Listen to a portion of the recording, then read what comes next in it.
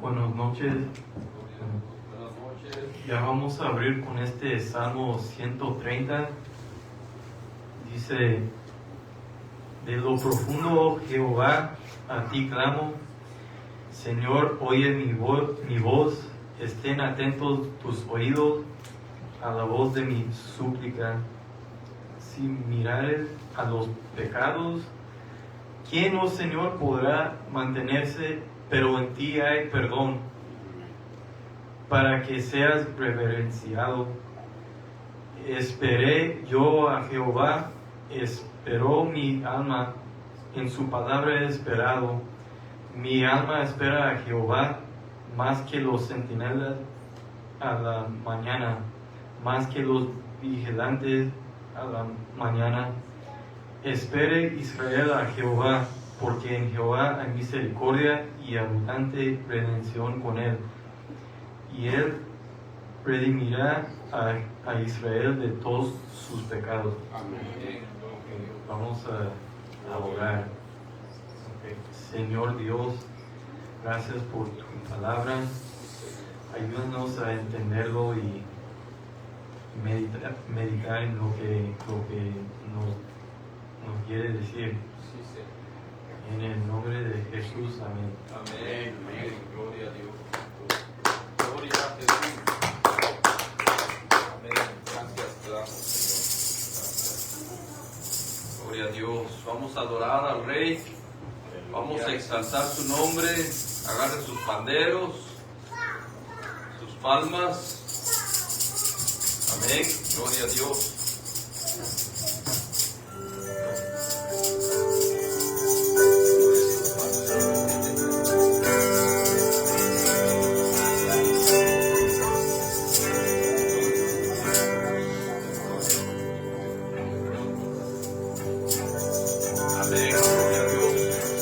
Los salmistas, los levitas. Gloria a Dios. Vamos a cantar. Vamos a adorar al Rey. Señor Jesucristo.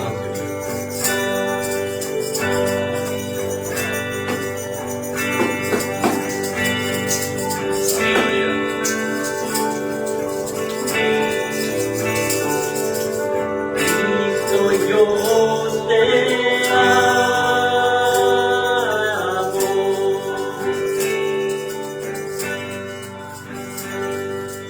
Cristo, yo te amo,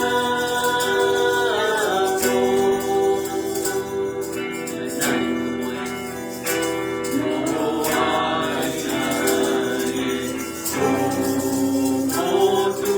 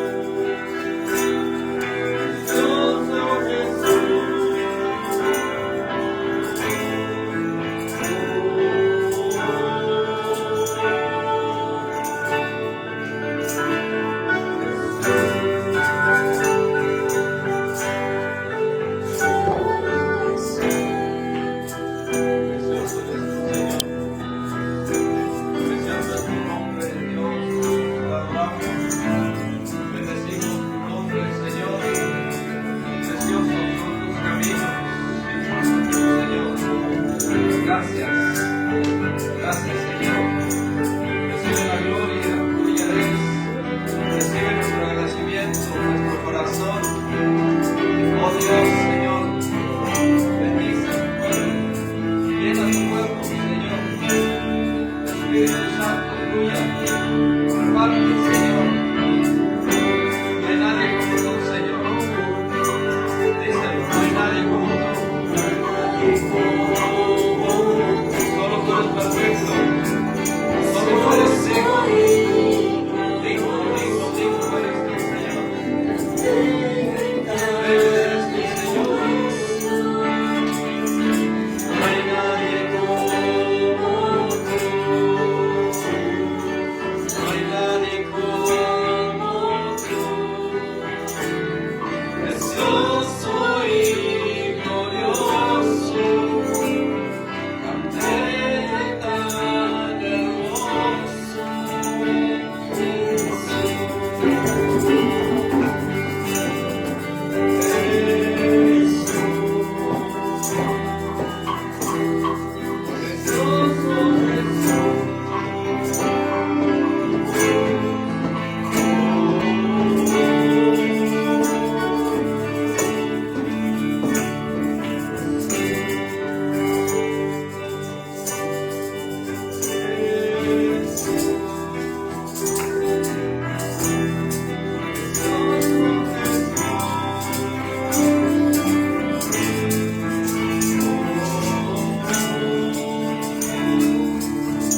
Precioso eres tú, Señor.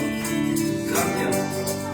Gracias, bendito Dios, bendito Rey. Te adoramos, te bendecimos, te damos gloria, te damos honra, Señor, a ti, solo a ti, Padre. Señor, nuestros oídos están abiertos para escuchar tu palabra, Señor, que tú puedas usar este vaso, Señor.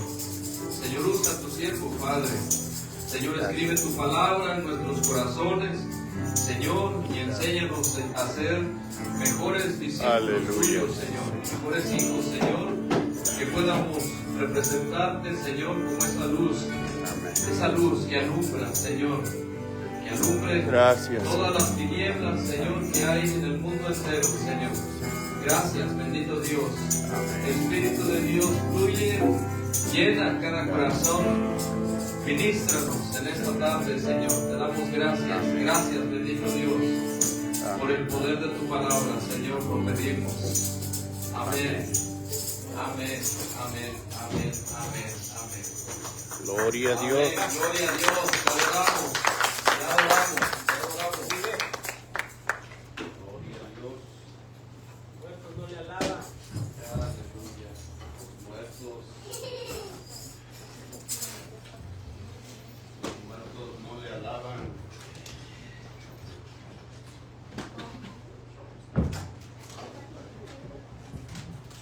Dios le bendiga. Dios le bendiga a cada uno de ustedes y a los que nos acompañan. Sean de gran bendición o son de gran bendición. Sabemos que Dios está trabajando en la vida de cada uno de nosotros. Amén. Dios está trabajando en la vida de cada uno de nosotros. Yo quiero hablar el día de hoy. Vamos a hacer una serie de 7 estudios, comenzando con la iglesia de Éfeso, la iglesia del Asia Menor. Los hermanos que se dedican a facilitarnos a nosotros los estudios, dice que es como el reloj. Comienza con la iglesia de Éfeso, después se va con la iglesia de Esmirna, con la iglesia de Pérgamo, con la iglesia de Tiatira, con la iglesia de Sardis, con la iglesia de Filadelfia, y por último nos habla con la iglesia de Laodicea. Recuerde que es Jesús el dueño de la iglesia. Amén. Que Jesús es el dueño de la iglesia y Jesús es el único el quien cuida su iglesia. pero también le anima y le exhorta a la iglesia. Hoy vamos a comenzar a hablar con la primera iglesia. Hay palabritas que nosotros a veces, hay palabras que nosotros a veces descuidamos. Voy a dar a mis otros lentes porque esto como que tiene mucho aumento.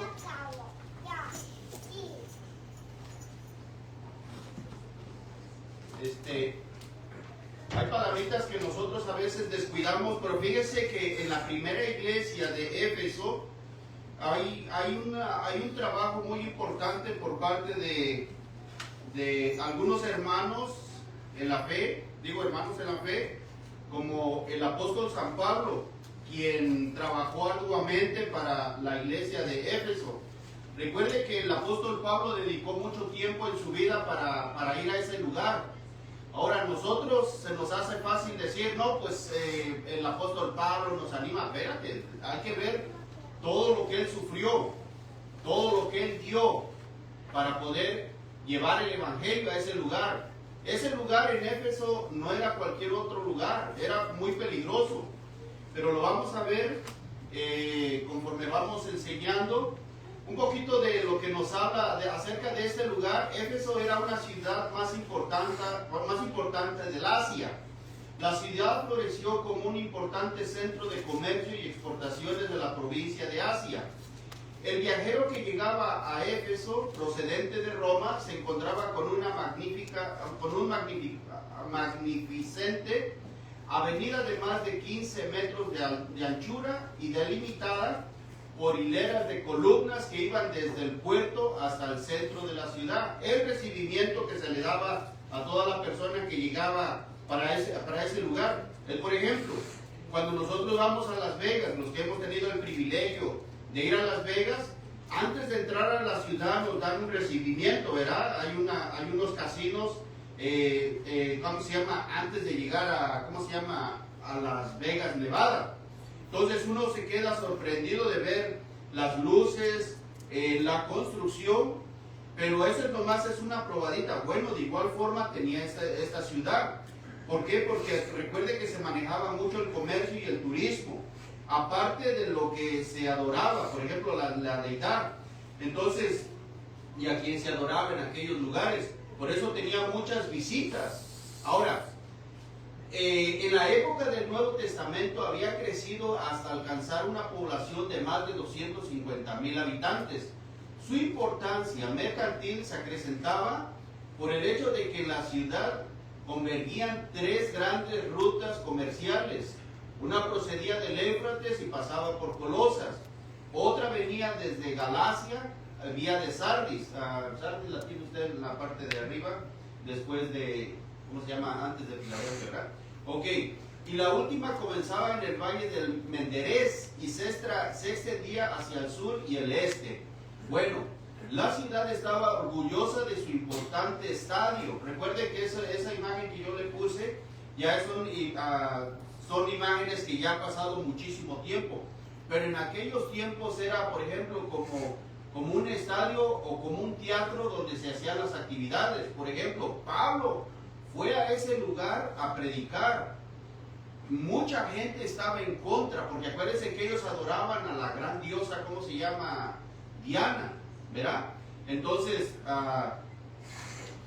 cuando Pablo tuvo mucho conflicto, ahí nos los va a enseñar en el libro del libro de los Hechos de los Apóstoles, desde el capítulo 17, capítulo 18, 19 y 20.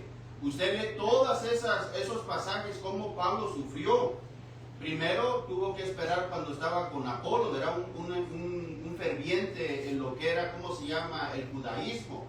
Entonces, Pablo batalló muchísimo. Entonces, cuando usted camina toda esa historia, usted se va a dar cuenta que se tuvo que encontrar cuando una persona que se dedicaba a la brujería se convierte al evangelio, y es cuando esa gente se enoja, se molesta. Entonces, ¿por qué? Porque las ganancias y todo lo que él les daba, ¿cómo se llama?, les afectaba a ellos. Bueno, de igual forma, cuando nosotros, si nosotros vamos y le predicamos a la ciudad de Las Vegas, la gente se va, ¿cómo se llama? Van a sentir el cambio, ¿verdad? Por eso Heráclito, aquí más abajito dice que Heráclito decía que toda persona que si fuese a ese lugar, nadie iba, ¿cómo se llama? Sin quedar de, ¿cómo se llama? Era inevitable llorar. Llegar a ese lugar por lo confundido y lo confundido y lo engañoso que ellos estaban.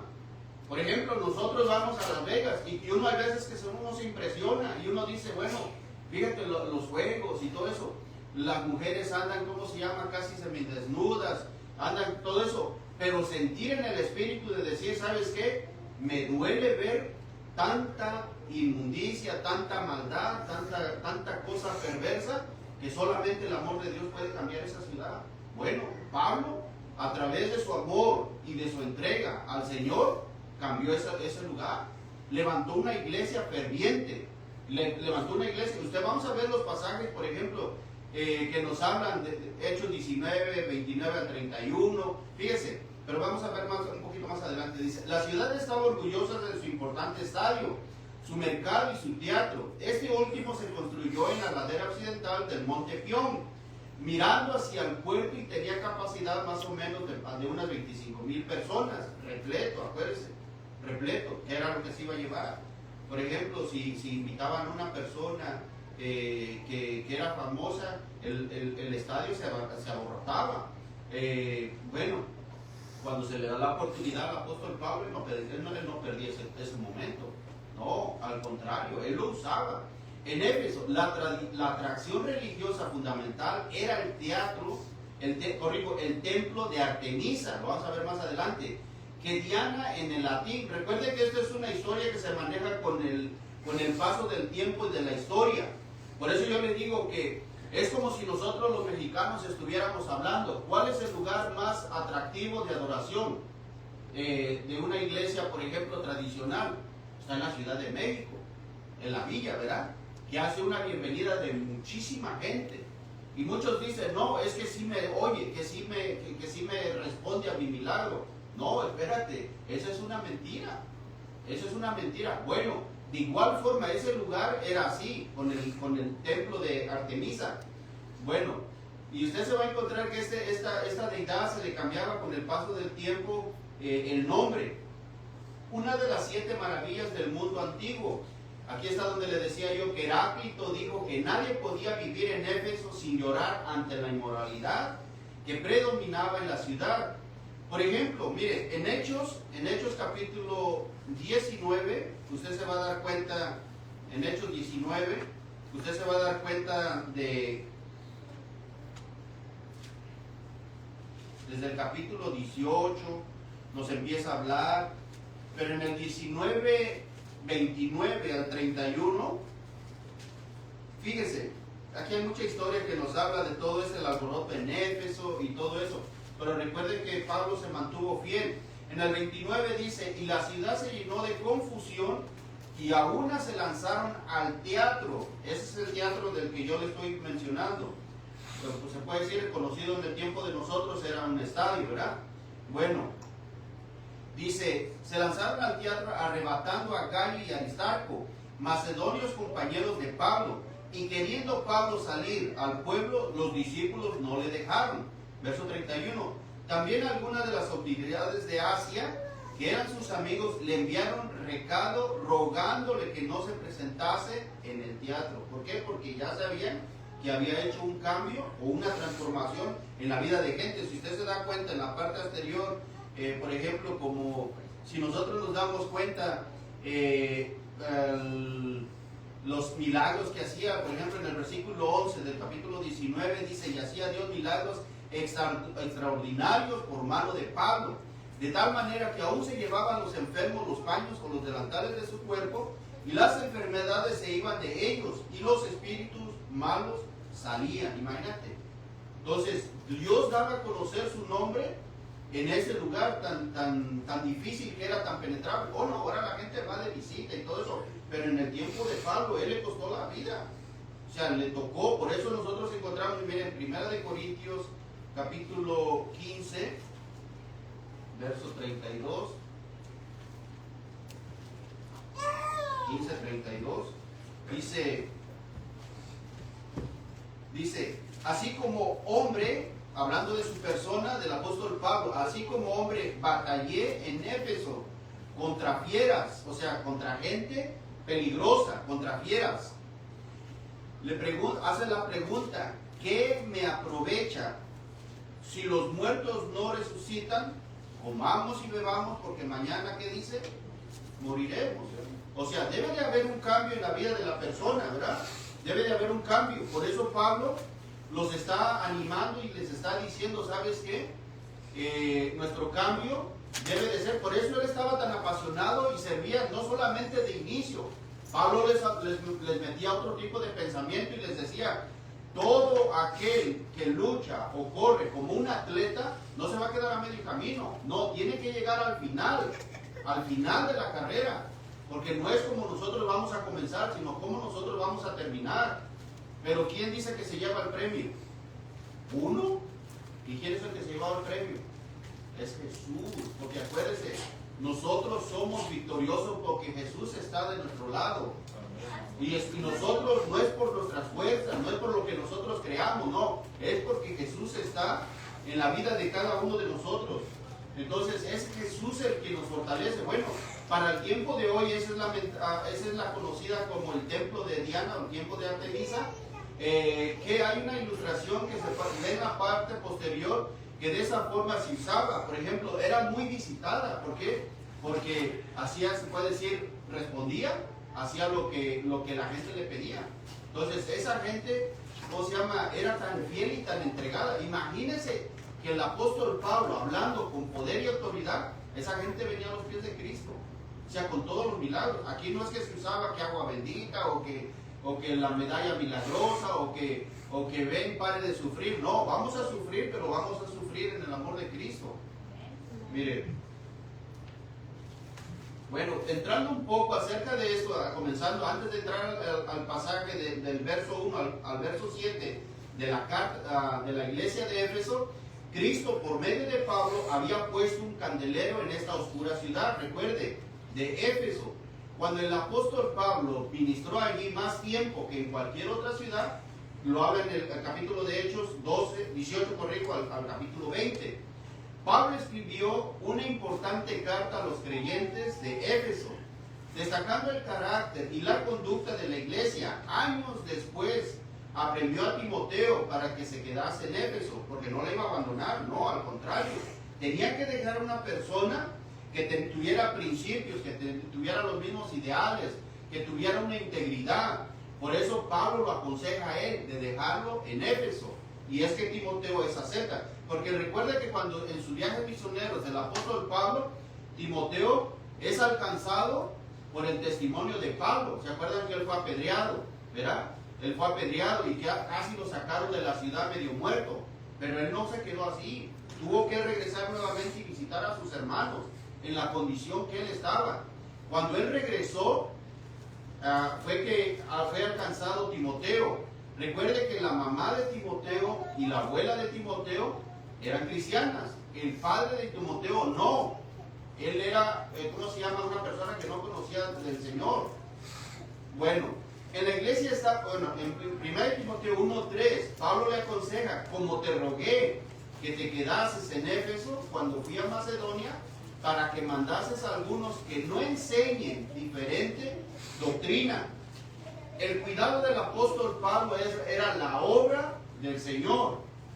O sea, si él no iba a estar, él dejaba a una persona encargada de integridad, de respeto, de decir, ¿sabes qué? No vamos a levantar. Pablo les había advertido, se van a levantar falsos personas que van a ser introducidos, o sea, van a ser introducidos. Pero tienes que tener muchísimo cuidado. ¿Por qué? Porque pueden engañar al pueblo. Pero por eso le dice, ten mucho cuidado de lo que se va a enseñar. Por eso en las iglesias hoy hay un desorden. ¿Por qué? Porque a lo malo le llaman ¿qué? Bueno. Hoy hay un desorden. Debemos de cuidar, ¿cómo se llama? Lo que es la obra del Señor. Por eso yo le digo que nosotros estamos agradecidos y estamos contentos porque la iglesia tiene estudio. Hay iglesias que no tienen estudio bíblico. Cuando la iglesia no tiene estudio bíblico, carecen de conocimiento. ¿Por qué? Porque se van por el emocionalismo, se van por el sensacionalismo y cometen muchísimos errores. Pero lo importante de esto, del estudio, es que nos prepara, nos capacita, nos enseña a ver la profundidad, porque ellos vivieron lo que vivieron, porque se descuidaron, no quisieron tomar a Dios en cuenta en las cosas. No, es con muchísimo cuidado nosotros tenemos que trabajar.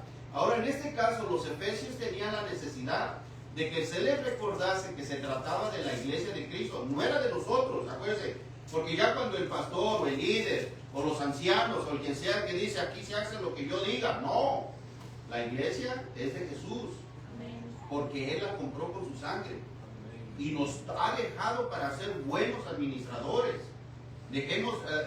Tengamos por eso por entendido que no somos nosotros, la iglesia le pertenece al Señor, dice, no de la suya propia, y que Él deseaba penetrar en una ciudad espiritualmente entenebrecida, aunque de preeminencia mundial, con la luz resplandeciente de la gloria de Cristo. Fíjense, antes de que venga la carta de exhortación, primero Dios introdujo la vida del apóstol Pablo para predicarle a Éfeso, por eso hay una pequeña introducción acerca de esta iglesia, porque primero Dios fundó su iglesia, ¿verdad? Y Dios le enseñó, Dios se manifestó. Bueno, con el paso del tiempo, cuando ya el apóstol Juan, Dios lo toma y lo lleva, porque quisieron asesinarlo, después lo van y lo llevan a la isla de Patmos, y es ahí donde tiene la visión, y es donde ahí el Señor le da, ¿cómo se llama?, las cartas. Bueno, vamos ahora a entrar del verso 1 al verso 7. Vamos a Apocalipsis 2, capítulo 2.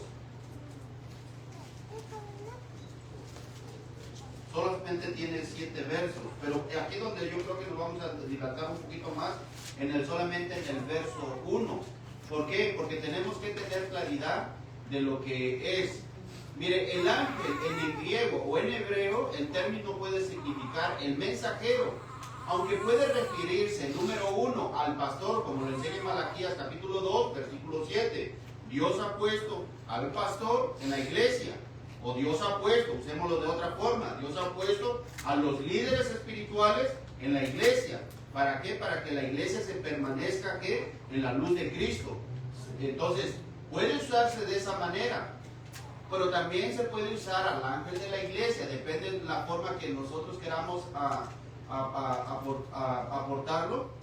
Recuerde que estaban las 7 iglesias. A la primera de ellas Dios se dirige a la iglesia de Éfeso, o puede referirse al espíritu o al carácter particular de cada congregación, en la cual la va a describir a cada una de ellas. En este caso se va a referir a la iglesia de Éfeso. Bueno, en la iglesia el término, yo creo que ustedes ya lo conocen, en el término griego, eclesia, es una combinación de 2 palabras, que dice llamar, iglesia afuera. Entonces los primeros cristianos que se designaban de esta forma eran aquellos que entendían que era de ir y predicarle y traer a esa gente y reunirla a una congregación donde se predicase la palabra del Señor, de ir afuera. Porque si yo digo, no, pues es que la iglesia es estructural, yo ya estoy mal. No, no es estructural. Acuérdense que es un cuerpo místico, un cuerpo que es espiritual, donde la iglesia puede estar en diferentes partes del mundo. Por ejemplo, como en Alemania está la iglesia de Cristo, en España, en Honduras, Guatemala, El Salvador, en cualquier parte de la nación, del mundo está la iglesia de Cristo. Amén. Amén. Mire, bueno, número 1, se veían, hablando acerca de la iglesia, se veían a sí mismos como el pueblo de Dios, al igual que Israel. Y otro de las segundas aportaciones, se veían a sí mismos como llamados por Él para la salvación y el ministerio. Dios se dirige a su iglesia, la está animando, la está exhortando y le está enseñando de lo que se debe de hacer. Como iglesia, acuérdense, una persona que no forma parte de la iglesia de Cristo, Dios no se puede dirigir a ella. No, se dirige a la iglesia, a la que conoce, a la que tiene el tacto espiritual con su Creador. Entonces, es a ellos que se está dirigiendo, porque una persona que no ha entrado en una relación personal con el Señor, Dios no se puede dirigir. Bueno, el que tiene las 7 estrellas, dice, las 7 estrellas hacen referencia a las 7 iglesias. Eso lo enseña el capítulo 1, versículo 20, donde lo define. Donde dice, el ministerio de las 7 estrellas que has visto es en mi diestra, y de los 7 candeleros de oro, las 7 estrellas son los ángeles de las 7 iglesias, y los 7 candeleros que has visto son las 7 iglesias. Bueno, el término tener habla de un firme y seguro sostén, porque acuérdense que es lo que está hablando Jesús, ¿verdad? Que Él tiene, Él tiene el control, se está dirigiendo a su iglesia. El tener es el poder. En Juan 10:28, por eso dice que en Juan 10:28, 10:28, dice, y yo les doy vida eterna y no perecerán jamás, ni nadie las arrebatará de mi mano. Bueno, esta palabra nada ni nadie podrá separar a estas iglesias de Jesús, como lo enseña Romanos 8:31 al 39. ¿Quién nos podrá separar del amor de Cristo? Ni hambre, ni tribulación. Bueno, ninguna de esas cosas nos van a poder separar del amor que es en Cristo Jesús. Bueno, con excepción de su propio rechazo, va a arrepentirse y seguir a Cristo. Recuérdese, tiene que venir la persona, aunque esté haciendo lo malo, tiene que venir un cambio de vida, porque Jesús le está hablando directamente a su iglesia. La iglesia que está en su mano derecha, en el griego es Texios.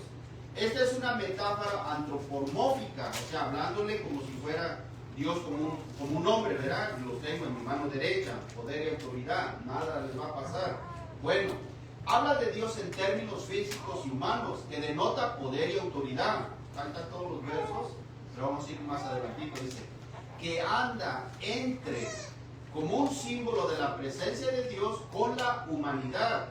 Recuerde que Jesús, Dios o el Espíritu Santo anda en medio de su pueblo. Dios ya lo había enseñado. Por eso que cuando Adán pecó y Eva, ellos se quisieron ocultar de la presencia de Dios, se escondieron, ¿verdad? Pero Dios sabía dónde ellos estaban.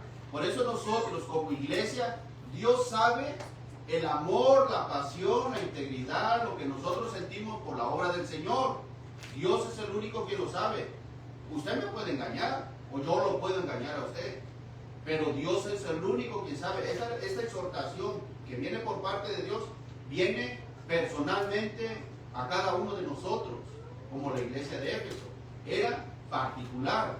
En este caso, si los líderes de la iglesia de Éfeso estaban viviendo una vida de doble, entonces a Dios nadie lo puede engañar, porque Dios conoce. Por eso cuando se acercaban los religiosos ante Jesús, Jesús les decía, ¿por qué caviláis en vuestros pensamientos? O sea, porque Jesús conocía todo. O sea, ni ellos habían hablado, pero Jesús sabía lo que ellos estaban pensando. Aunque la expresión dice en los corazones, pero en la palabra dice los pensamientos. ¿Por qué? Porque Dios sabía todo lo que ellos estaban y lo que le iban a hacer. Bueno, es Jesús, mire, en Levíticos 26, Levíticos 26,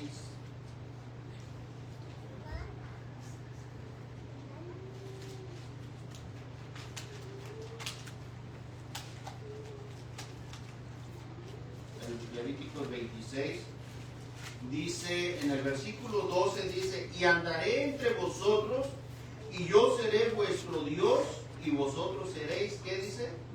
Mi pueblo. O sea, hay un pueblo que es elegido por parte de Dios. Bueno, hay una iglesia que es elegida por parte de Cristo. Con nosotros como iglesia, nosotros sabemos que le pertenecemos a Jesús y no le pertenecemos a nadie más. Le pertenecemos, nuestras vidas le pertenecen al Señor, y Él sabe y conoce lo que nosotros, cómo estamos delante de Él. Entonces, por eso dicen que nadie puede engañar al Señor, ¿verdad? Bueno, en los candelabros de oro dice, esto no se refiere a la menorá del templo, ¿verdad? La menorá que tenía 7 brazos, sino que se trata de otro símbolo de las 7 iglesias, en las cuales la luz de Cristo estaba aún encendida en cada una de ellas. Pero Jesús les estaba metiendo la exhortación o la exhortación. Pero vamos poco a poco, el elogio, porque Jesús es el que le presenta un elogio, ¿verdad? O sea, reconoce cómo ellos empezaron a trabajar. Fíjese, que cuando a mí me dieron la noticia de la hermana, ¿cómo se llama?, que nos enseñó a nosotros, nos discipuló acerca de la evangelización. O sea, para nosotros era una mujer que era ejemplar. ¿Por qué? Porque hacíamos viajes para hacer evangelismo desde Anaheim hasta Oxnard. O hay veces que hacíamos evangelismo, por ejemplo, y eso era, ¿cómo se llama?, seguido que lo hacíamos. O sea, eran personas que decía uno, bueno, estas personas, aunque no tenían mucha teología, pero había un corazón dispuesto para hacer la obra del Señor.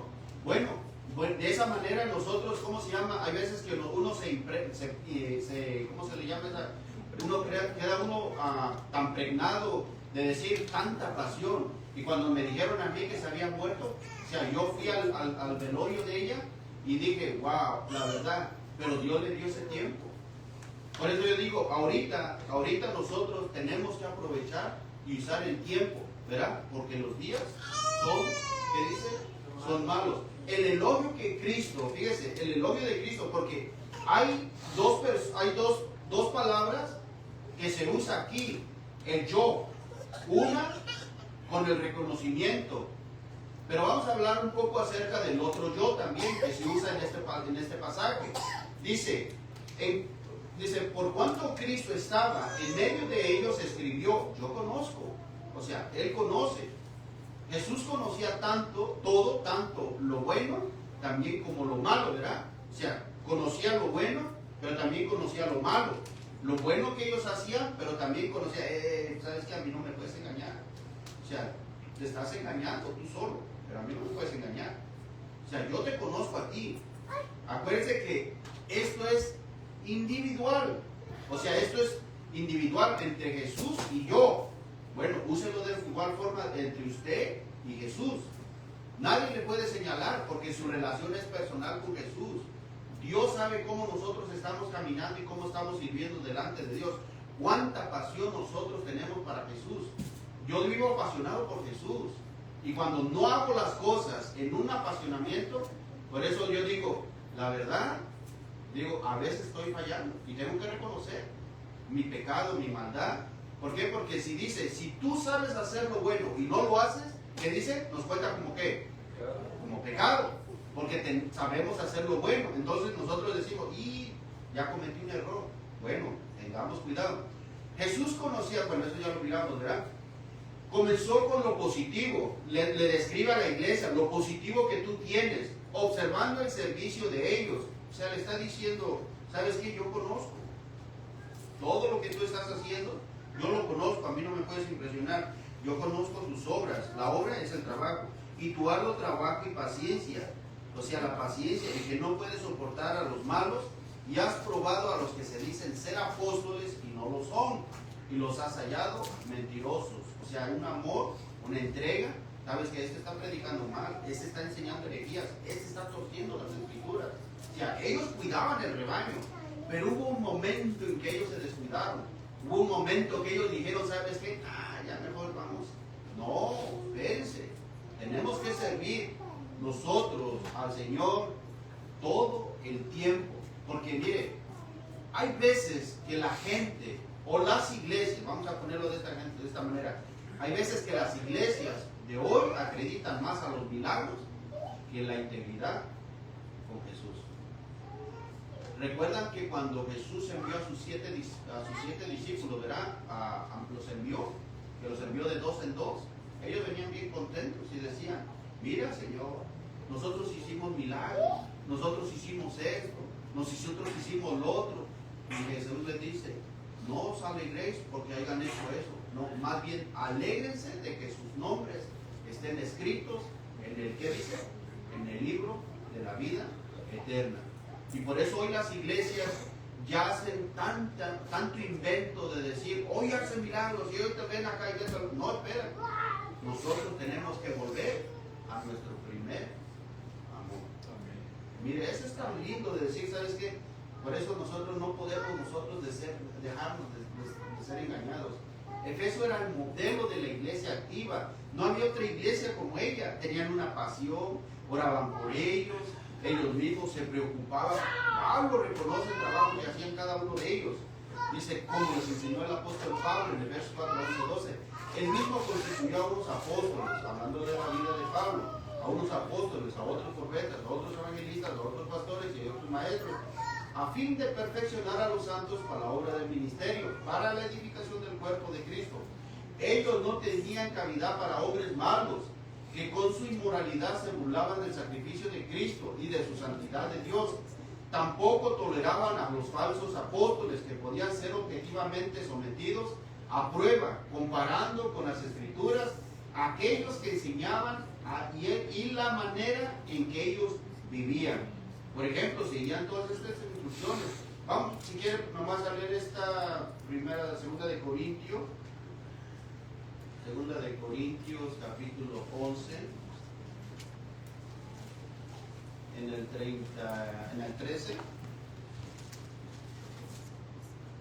13 al verso 15. Dice, porque estos son falsos apóstoles, obreros fraudulentos, que se disfrazan como apóstoles de Cristo.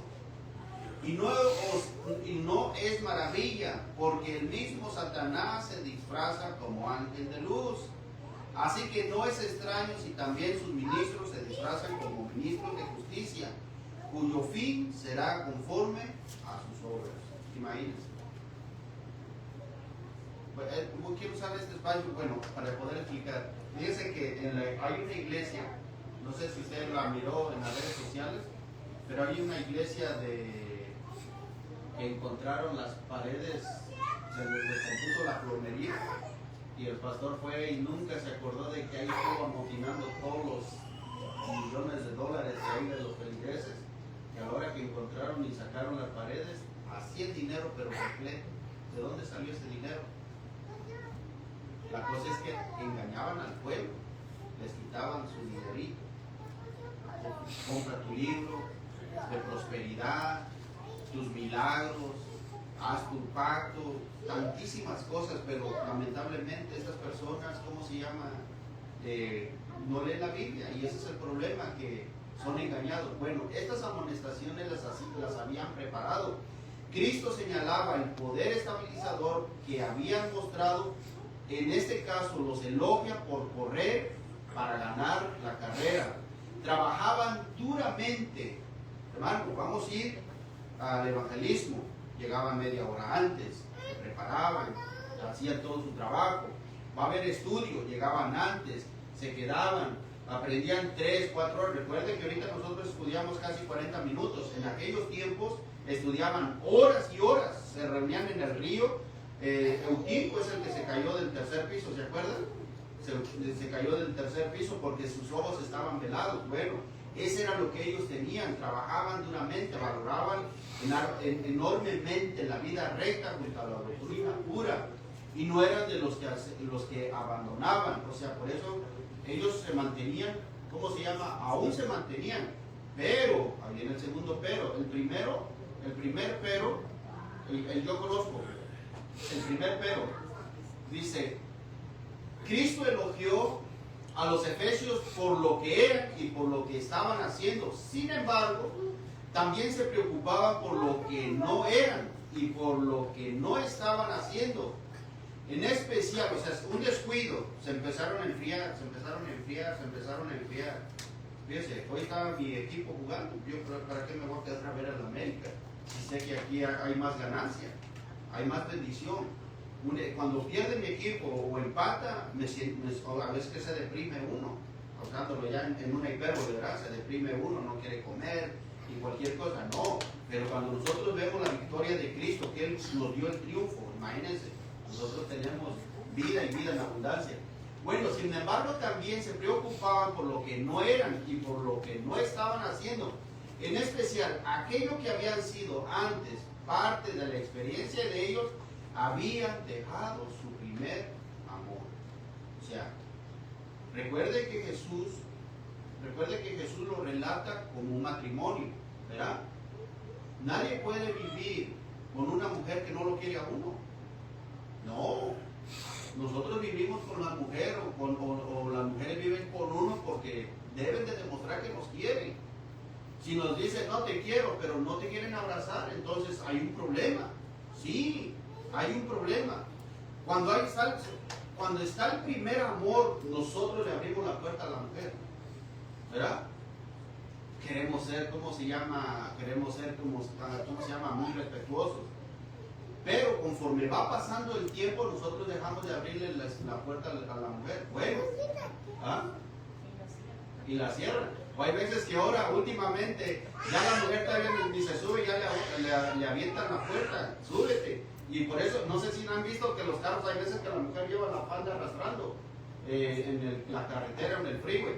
A mí me ha tocado ver que hay veces, está bien que a veces que usan el vestido largo, pero hermanos, por eso cuando nosotros estamos enamorados de Jesús, el cantar de los cantares dice bien claro, ¿quién podrá apagar este amor que yo siento por ti? Nadie lo puede apagar. Entonces, recuerden que conforme va pasando el tiempo, está bien, ya no le abrimos la puerta, pero tampoco se la azotamos, pero esperamos a que se suba. Pero ya mientras va pasando el tiempo, nosotros vamos valorando más las cosas de Dios. Entonces, cuando ya nosotros vamos aprendiendo a través del matrimonio los problemas que nosotros tenemos, como que a veces que ¿cómo se llama? Eso nos hace ser más maduros. Cuando nuestro matrimonio está siendo afectado, lo primero que nosotros tenemos que hacer es estudiar nuestro matrimonio para no cometer esos errores. Bueno, la Biblia es lo mismo. En esto, si ellos habían perdido su amor, ellos tenían que examinarse ellos mismos y volver a su primer amor, para volver a hacer las primeras obras. Por eso Cristo le dice, vuelve a tu primer amor. Le está diciendo, vuelve a tu primer amor. ¿Verdad? Bueno.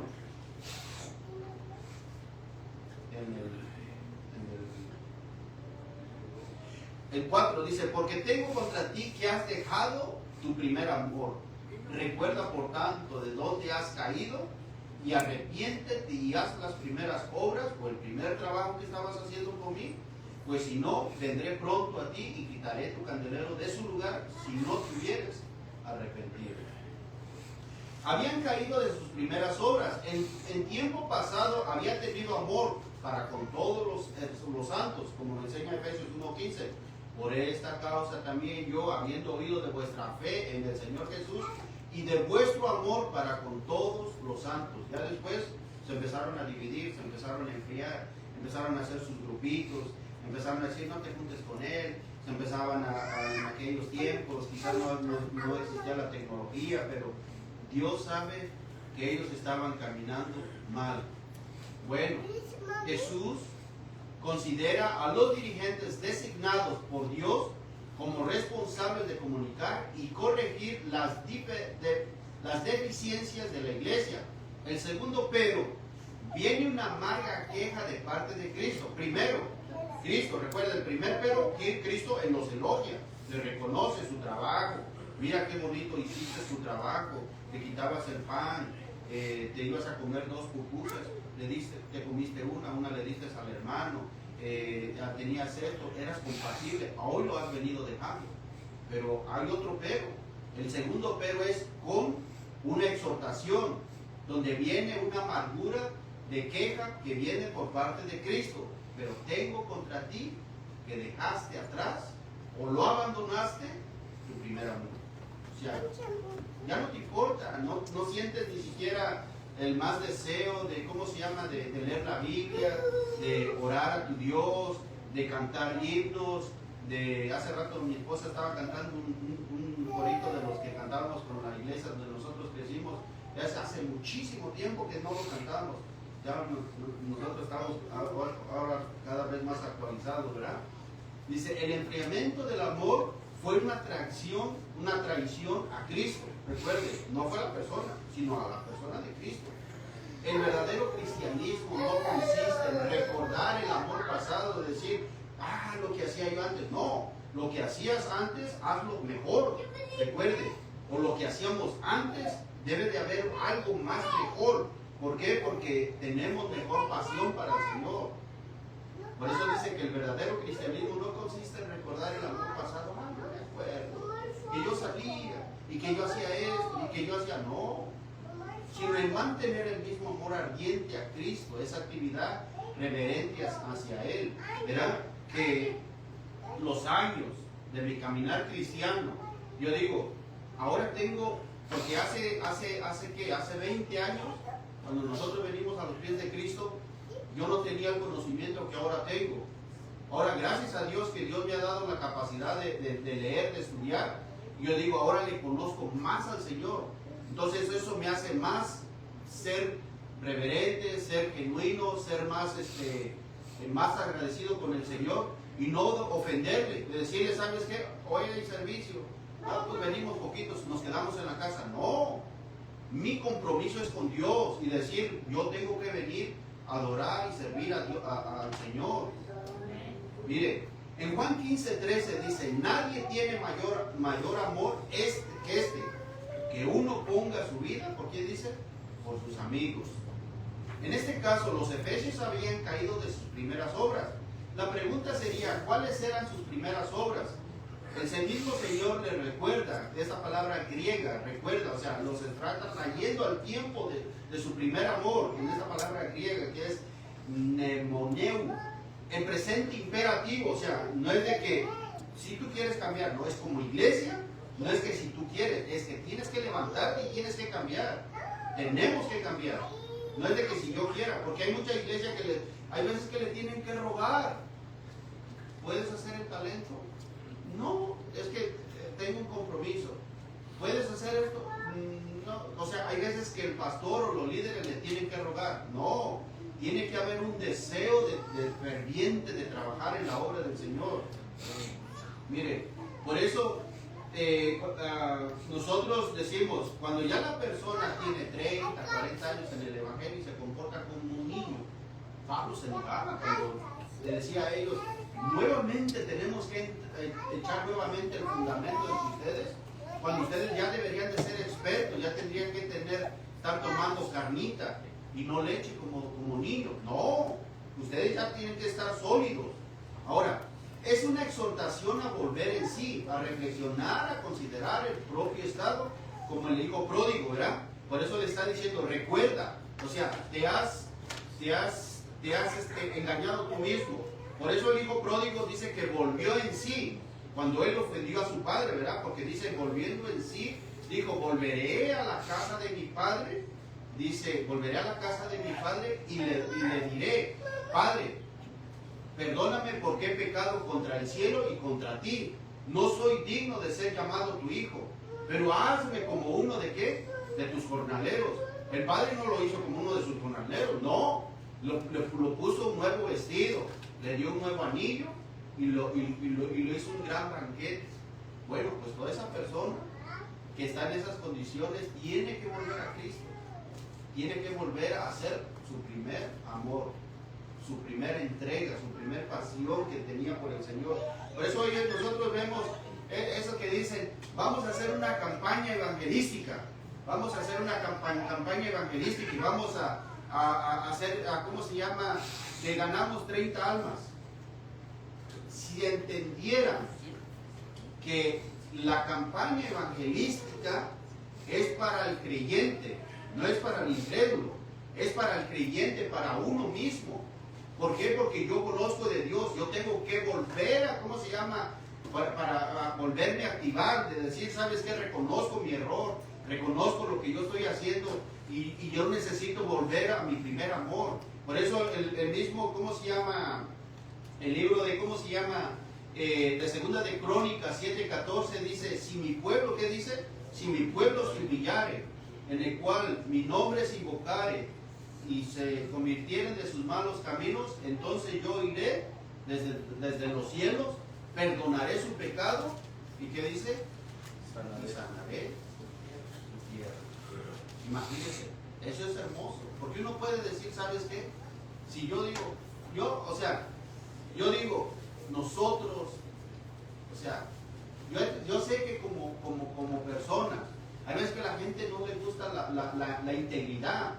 La gente a veces le gusta lo religioso. Y yo no estoy para vivir la religiosidad, no, es la integridad que nosotros vamos a vivir delante de Dios. Y una persona haga mal, yo no voy a estar con ellos. Una persona aparenta religiosa, no, yo no voy a estar con ellos. Puedo convivir, pero no puedo practicar lo que ellos están haciendo. No, al contrario.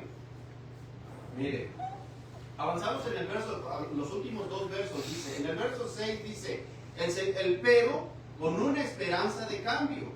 Pero tienes a tu favor esto, aborreces las prácticas de los nicolaitas, que yo también aborrezco.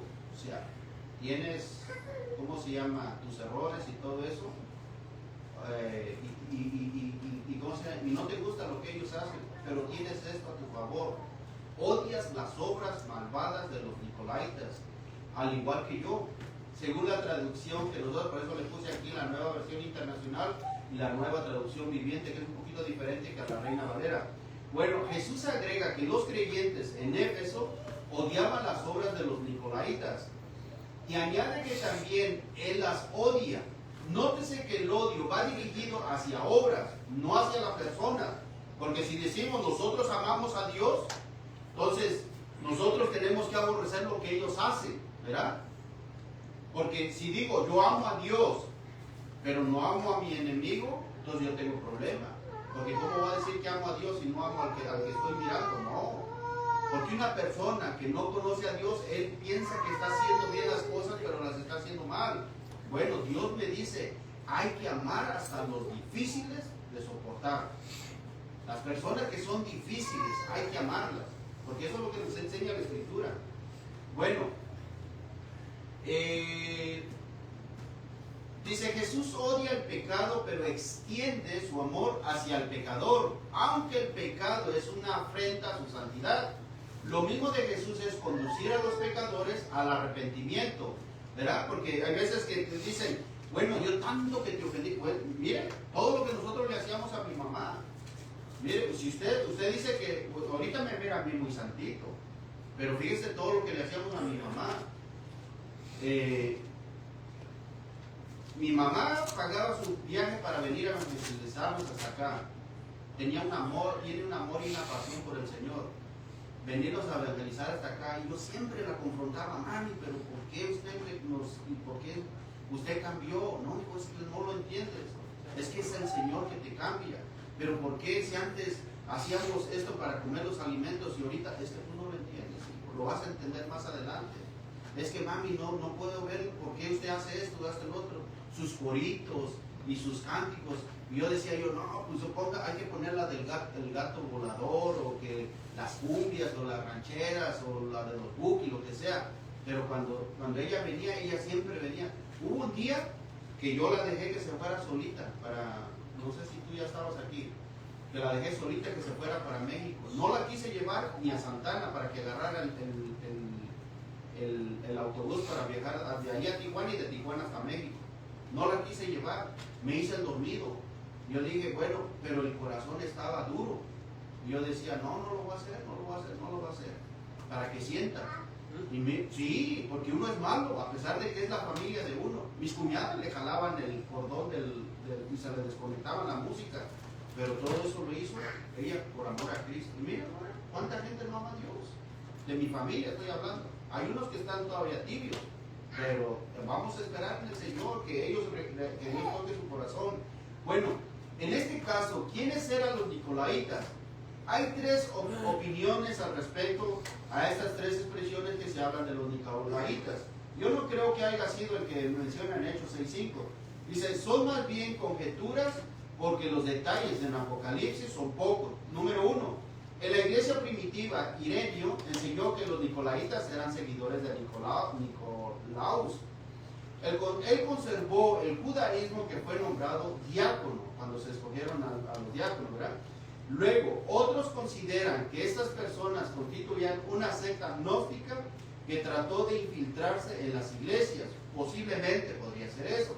Pero por último, a partir de la exégesis, todavía otros afirman que los nicolaitas eran quienes seguían las enseñanzas de los falsos apóstoles, en este caso de Balaam, porque las exhortaciones que Jesús le da a sus iglesias, se hace un paralelo entre los nicolaitas y los de Balaam, ¿verdad? Que estaban con el dinero, que era su dinero.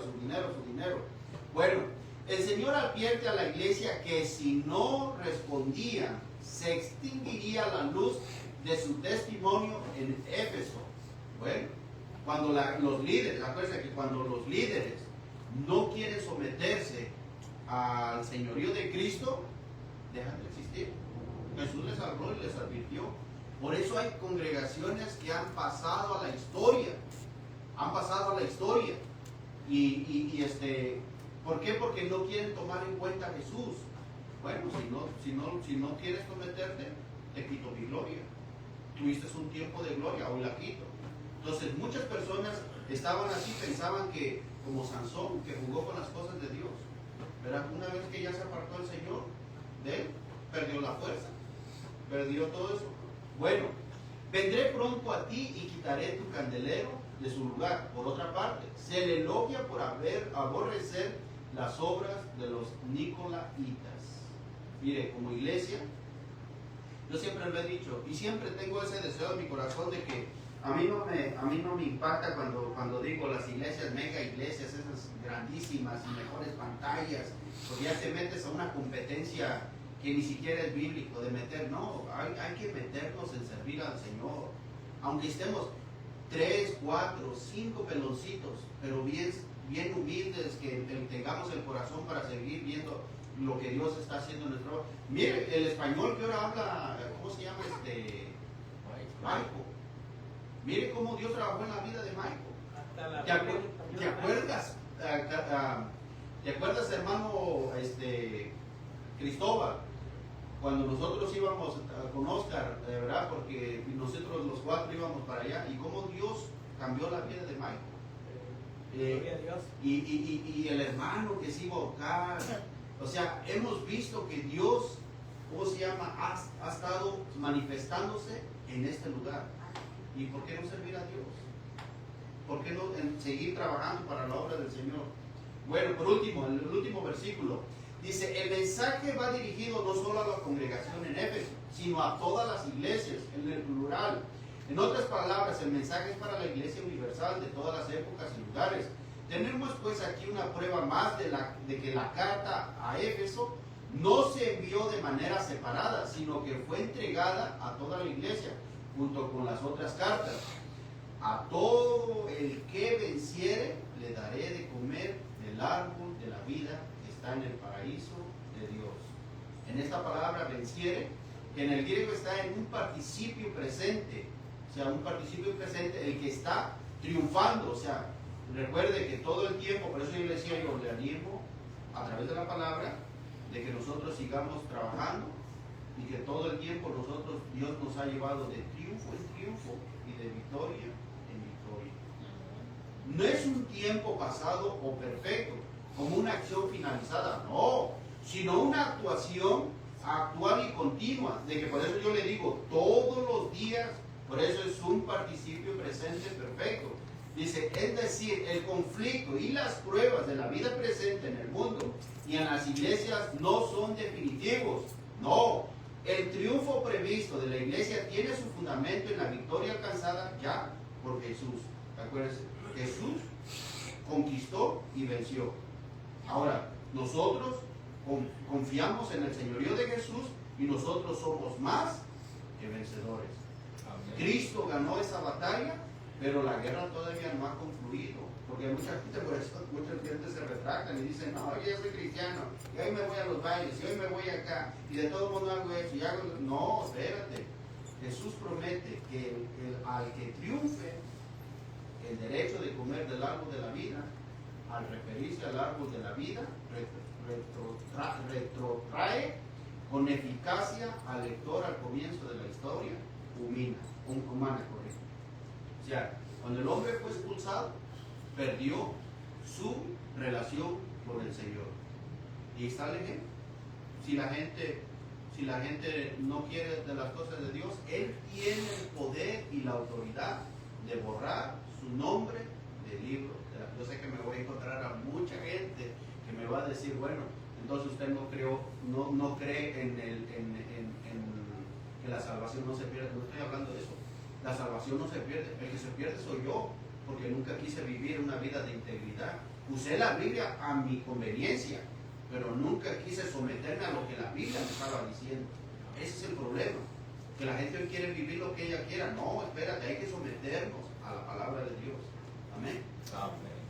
Bueno, esta es la primera carta de la iglesia de Éfeso. Recuerden que vamos a hablar de 7 iglesias: Éfeso, Esmirna, Pérgamo, Tiatira, Sardis, Filadelfia y de la iglesia de Laodicea. Amén. Dios le bendiga. Vamos a orar. Amado Dios, Señor Padre, le damos gracias. Le damos toda la gloria y toda la honra, Señor. Aquí estamos delante de usted, Señor. Señor, el apóstol Pablo, cuando había acusaciones para su vida, él mismo se presentaba y decía: estas son las manos que aún me sirven para seguir trabajando en su obra.